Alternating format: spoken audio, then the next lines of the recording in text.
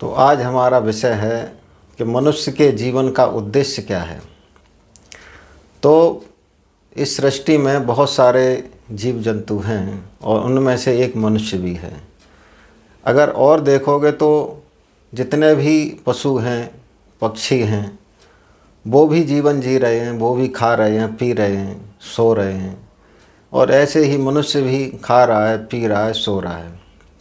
लेकिन उन दोनों में क्या भेद है? मनुष्य के अंदर कुछ प्रकृति ने विशेष क्षमताएं दी, जैसे कि बुद्धि। तो तीव्र बुद्धि मनुष्य के पास है, उसमें सोचने की क्षमता है और निर्णय लेने की क्षमता है, गलत और सही की। लेकिन ये क्षमता किसी दूसरे जानवर में नहीं है।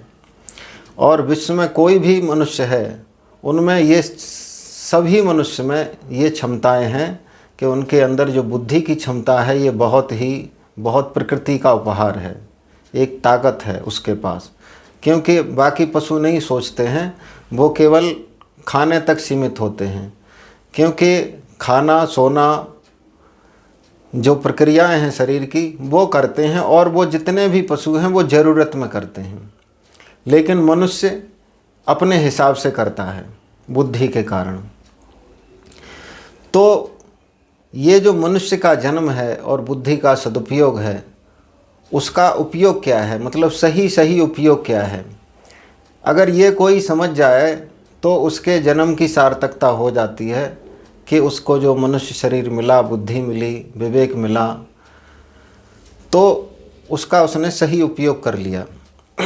तो अब हमारे अंदर बहुत सारी ऐसी हैबिट्स हैं, आदतें हैं, जो जन्म जन्म की संचित हो जाती हैं। और वो हैबिट्स के कारण ही जो स्मृतियां हैं वो परेशान करती रहती हैं, और हम सोचते हैं कि हम क्यों परेशान हैं। तो आदतें कैसी होती हैं? कोई भी आदत है, जैसे पशु देखा होगा कि वो भोजन कर लेता है, भोजन करने के बाद उसको किसी दूसरे चीज़ की इच्छा नहीं होती। लेकिन मनुष्य बुद्धि का दुरुपयोग करता है, वो नशा भी कर लेता है। तो नशा कर लेता है, खाने के साथ उसको तंबाकू भी चाहिए, शराब भी चाहिए, और अलग अलग तरीके के नशे चाहिए। तो ये सारी चीज़ें मनुष्य केवल अपने को शरीर मान के करता है, और पशु भी शरीर मान के ही सारी क्रियाएं करता है। और मनुष्य भी खाना, पीना, उठना, मैथुन, सोना, ये सब शरीर मान के ही करता है, क्योंकि ये शरीर की क्रियाएं हैं। लेकिन बुद्धि का उपयोग करके अगर ये सोचा जाए कि मैं अपने को कैसे सुधार लूँ, ये आदतें हैं, गलत आदतें, चाहे कोई भी गलत आदत हो, अगर जीते जी सुधार ली बुद्धि का उपयोग करके, तो मनुष्य जन्म की सार्थकता है। तो इसके लिए इसमें कोई भेद नहीं है कि स्त्री होनी चाहिए, पुरुष होनी चाहिए, किसी देश का होना चाहिए, ठीक है, किस समय, एज क्या है, इसका इस पर कोई प्रभाव नहीं पड़ता है। कोई भी मनुष्य शरीर में अपने को सुधार सकता है, और जीते जी जिसने सुधार लिया वो मरने के बाद भी वही आदत उसकी रहती है। ये सबको विश्वास है कि मरने के बाद उसकी उपस्थिति रहेगी, चाहे कहीं भी रहे।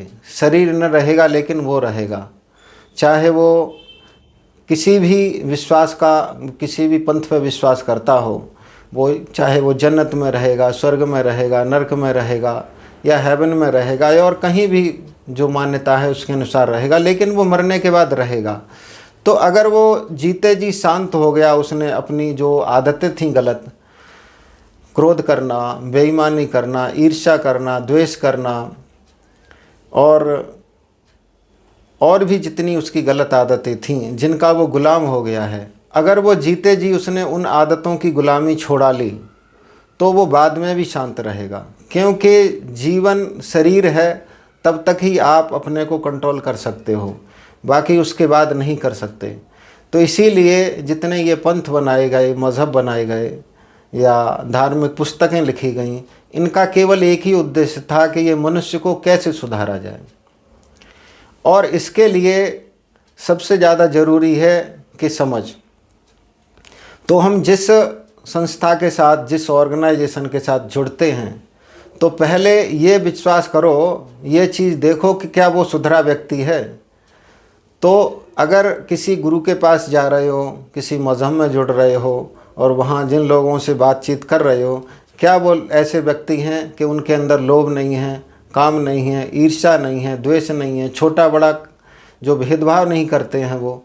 तो एक समदृष्टि होती है गुरु की, और ऐसा व्यक्ति ही इनलाइटेंड पुरुष होता है, वो ज्ञानी होता है, वो नबी होता है, वही सतगुरु होता है। तो जब भी अगर हमें सुधारना है, क्योंकि हम तो पशु थे, लेकिन सुधारने के लिए आपको ऐसे मास्टर की ज़रूरत पड़ती है।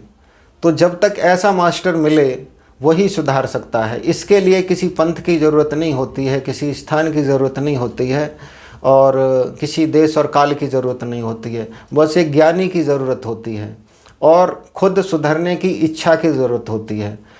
तो जो भी है, हम चाहे कोई पढ़ रहे हैं, जो कर्म कर रहे हैं, या जिस भी संस्थान से जुड़े हैं, वहाँ अगर आप यही सोच के जाओ कि मैं अपने आप को सुधार लूँ, और वो वही व्यक्ति सुधार सकता है जो खुद सुधरा हुआ है। तो इस प्रकार से मैं यही कहूँगा कि जितने ये पंथ हैं, मज़हब हैं, अगर जो ये सुधारने की बात करते हैं मनुष्य की, उसमें सद्गुण डालने की बात करते हैं, तो वो मनुष्य, वही पंथ श्रेष्ठ है, वही व्यक्ति श्रेष्ठ है जो वास्तव में मनुष्य को सुधार रहा है, स्त्री पुरुष में भेद नहीं कर रहा है। तो आज का वीडियो इतना ही, आगे इसके लिए फिर नया वीडियो देंगे। नमस्कार।